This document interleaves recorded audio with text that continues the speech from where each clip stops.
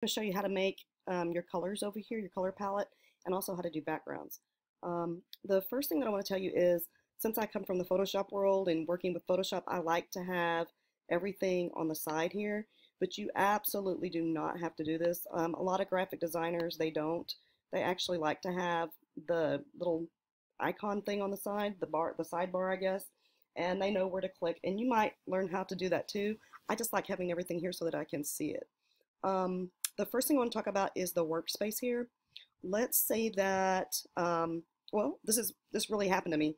I don't know where my transparency tab is, and so it disappeared somehow. And so I'm going to come over here and hit transparency, and there it is. And I want to put it right here with my appearance just because I like it there. And let's put it with it so we can see it like that. And I want to save this workspace so that I can click on it at any time. There's my brushes. There they are. I want to make sure everything's here before I do this. Brushes, brushes, brushes. I want my brushes here too. Okay. And so, there they are. So once I get this looking the way I want, I'm going to go up to Window, Workspace, and then I'm going to do a new workspace. I'm going to say Mooney 3. I'm going to put demo because it was supposed for the demo. Okay, and so you can see up here Mooney 3 demo, and Mooney 2 is here too. What was there before? I'm going to keep it on Mooney 3 though. Okay, so the first thing I want to show you is that you can actually, and I suggest you doing this, from all the videos that I've watched, people actually put the colors off to the side that you're going to use. It sure makes life easier. I'm going to go ahead and lock this layer. You don't have to do all of these layers like I do, because they're actually, the layers are there. They're the sub layers. Illustrator does it for you. I just like having things locked.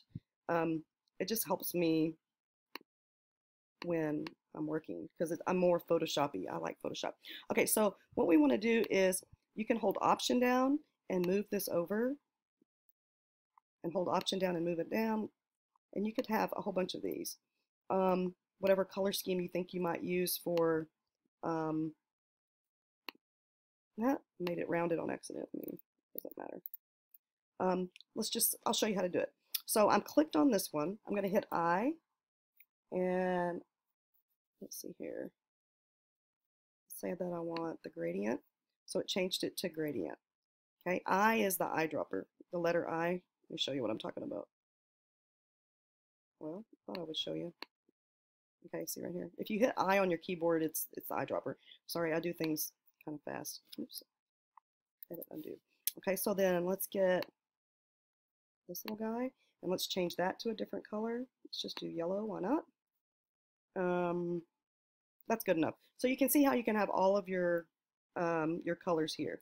And I actually just put them on the bottom layer. You do, it doesn't really matter. So I'm going to come up to here, and I want to show you, here's just one kind of background that I was playing around with. Let's see here, that's nothing. Let's see here I was just messing around with different brushes, and actually I was creating my own brush, which is really easy. Here I was messing around with like a pastel brush, and here I was messing around with some triangles. There's a whole bunch of things in here.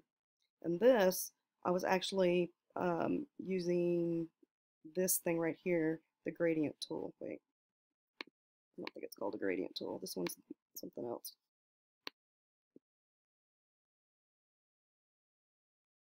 This one's the gradient tool. I'm not sure why this isn't working, but that's why Illustrator is so frustrating. Okay, so I'm going to get a new layer. That's probably why. Let's see. Okay, free transform tool is what that is. That did this one. So I'm going to go ahead and turn these off. And let me make sure I'm on a new layer. Okay, I'm on a new layer, and it's unlocked. You have to have it unlocked to work on it. I'm going to hit, this is just for an easy background. Okay, and then it's selected. I can hit I, and then I can come over here and go ahead and it'll do whatever is here, which is kind of cool. If I want to change this gradient, I can hit this little guy here, and change it to like have the dark part up if I wanted to, which is kind of cool. And you can do this with the gradient. You can do this, and then you can move these around, these little dumaflotters, you can move these around. If you want to add one, you can hold Option key down, and you can click this and move another one over. And then you can add another color in here. Let's say you just wanted to add yellow. I'm just making stuff up. And then you can actually take things off. Like if I wanted to just take this off, you just click it and you just pull it off. Okay. So that's one way to do a background. Okay. Another thing that I found out, like if you are clicked on something and you want to be clicked off, it's Command-Shift-A and it gets you off of whatever you're on. I want to go and click it back though, because I want to show you some cool stuff. And I've told you this in class. I'm never sure which arrow to use. So it looks like the black one is working. It's selected. I'm going to show you all these different effects up here. Just hit Effect Gallery because it has all of them in there. Right now, this is really cool. I think it looks like rough pastels. I'm going to zoom out a little bit, and you can change the different details of it. There's some of them in here that are just black and white, though.